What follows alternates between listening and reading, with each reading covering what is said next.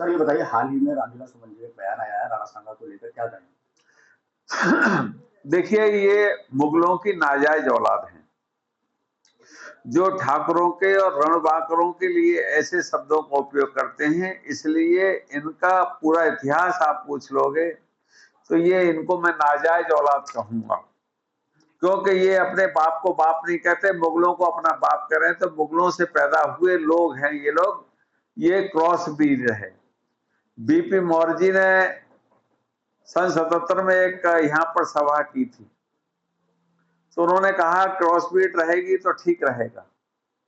तो इसलिए मैं आपके माध्यम से ये कहूंगा कि ये लोग, ठाकुरों ने देश को बचाया, ठाकुरों ने देश के साथ साथ अपनी सीमाओं को बचाया।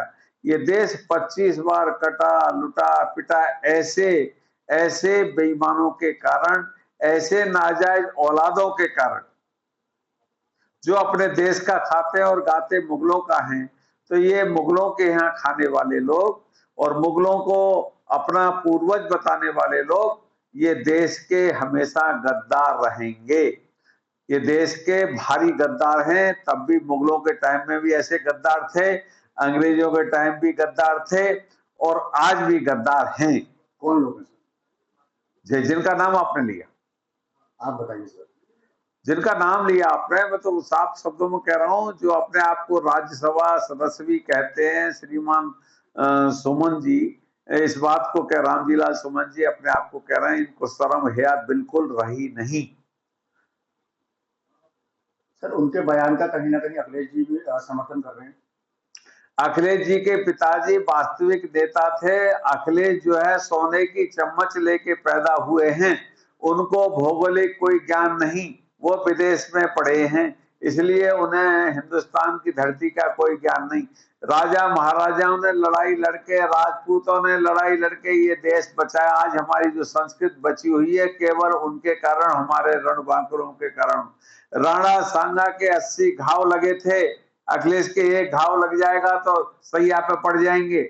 80 घाव के बाद भी लड़ाई लड़ते रहे देश के और राष्ट्र के हित में।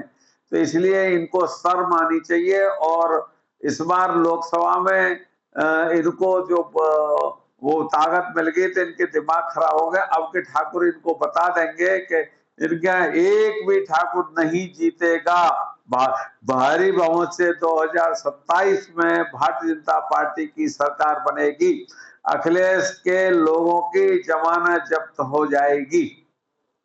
जिस तरीके से बयानबाजी होते रहते हैं, हाल ही में जो बयान आया है, इसे किस नजर से देखते हैं? क्या वाकई जिस तरीके से उन्होंने उनको गद्दार कहा तो क्या गद्दार थे या क्या कहेंगे? ये नपुंसक लोग हैं जो कि ये ऐसी भाषाओं का उपयोग करते रहते हैं। ये ऐसे योद्धाओं के, ब्राजील 19 बार आक्रमण अमेरिका ने किया, हमारे देश के राजपूतों की कहानी को पढ़ के वो कभी कभी भी गुलाम नहीं हुए। तो हमारे देश की राजपूतों का इतिहास को पढ़ के कई देश ऐसे हैं जो गुलाम नहीं हुए, लेकिन हमारे ही लोगों ने हमको गुलाम करवाया।